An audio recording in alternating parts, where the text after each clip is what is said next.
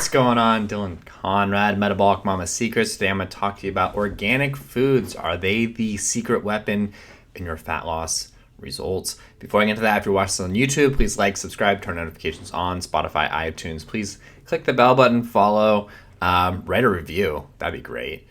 Turn notifications on. All appreciate it. All helps the algorithm. So, organic foods. Are they the hidden gem? Short answer, no. Long answer, maybe. To be honest with you. So if we're looking at like what organic foods are, obviously like non-pesticide, they're grown in a certain way. There's a lot of different requirements they have to go through to actually be considered organic, right? And a lot of the processes that are put into, making something organic are going to also make it very anti-inflammatory. With that said, inflammation is a spectrum, right? Anti-inflammation and inflammation, if we're looking on two sides of the spectrum, it's all continuum, right? And so it's really just going to depend, and it's not going to be like a huge difference, but I will say, like, if you have the resources and your nutrition is like spot on 100%, like, yeah, it might be like 1 to 3% of your results, and that at that time could be worth it, right? But if your nutrition isn't dialed in and kind of all over, like, I wouldn't even bother, to be honest with you. And also, if you are trying to save some money, organic is not going to be the way to go. And you got to kind of think about like the cost benefit, right? When I lost all my money in 2020, I definitely did not eat anything organic. And I still saw great results, and I was able to get like super lean, and we were able to stay all healthy, right? And so organic foods, the other thing you want to take into account is if you do have the means, you have the resources, your nutrition is dialed in, is overall taste, right? And like food is something to be enjoyed. And if you're like having vegetables and fruit that taste like shit, it's not going to be as enjoyable of a diet model, and you will slowly not adhere to it, right? So you want to make it as enjoyable as possible. And so, just to kind of sum it up, like, and this is going to be like a really short video, because there's no scientific research that organic foods are going to get you leaner or get you healthier. There's no research on that, right?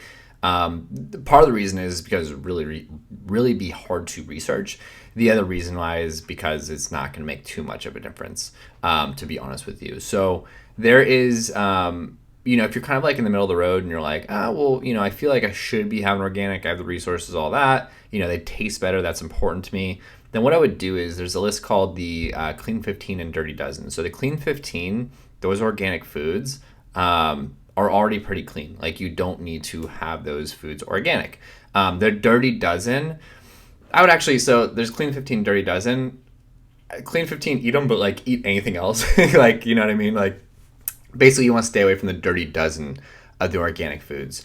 Dirty Dozen of like non-organic foods, and those are the foods that you'd want to buy organic, right? And like, obviously, like, they're not like so dirty. It's a continuum, right? Like, you're still eating fruits and vegetables, versus like a cake or dairy or like, hella gluten or something like that.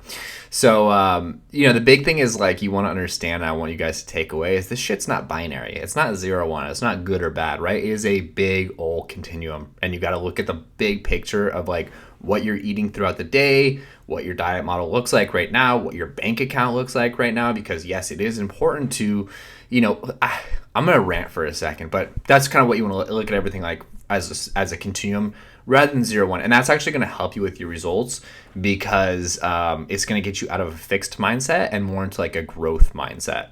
But what I wanted to rant on is,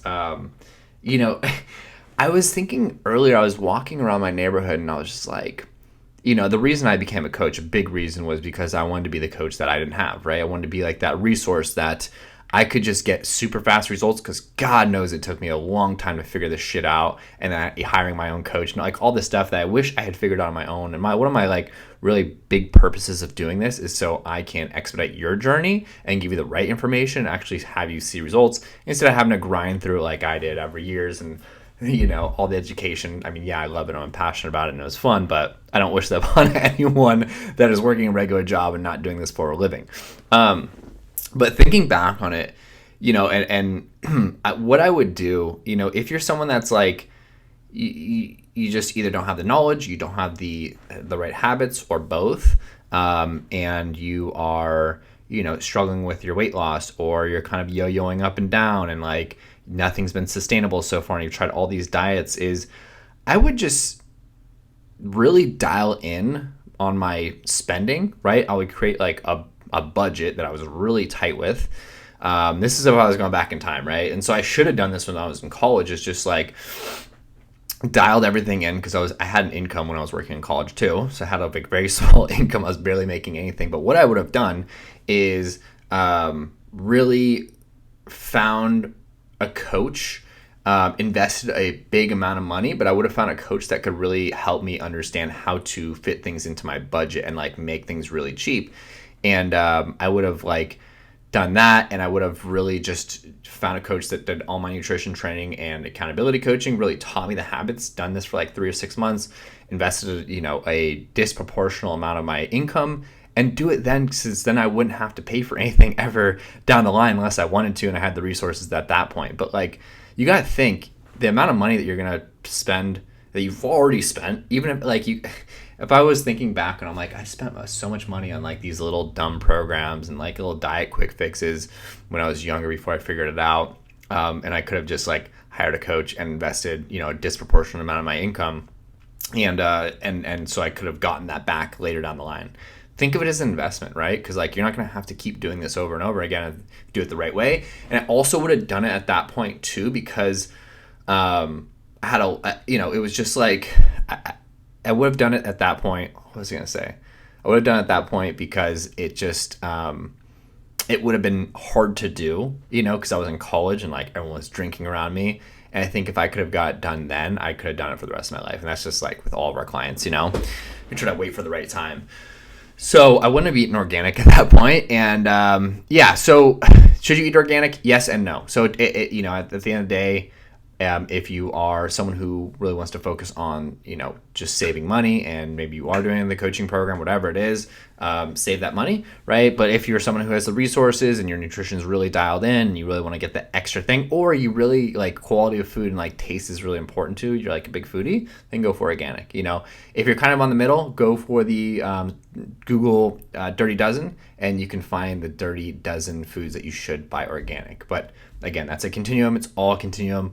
Got to look at the big picture, full day, and that's it. So anyways, that was a little ranty. I went off on because I really just, I've been thinking about it a lot, and I've been thinking about where the mamas coming into our program are, and I'm like, damn, I would just like, it was just so clear to me that I'm like, oh, like when I tell people to invest, it's like, do it now so you can save a lot of money, like a lot of money. Like if you add up like the shakes and the diets and the time and the effort and like all this other dumb shit that you never got the sustainable habits out of, and that like, anyways, a little ranty, but anyways, yes, hope this helps.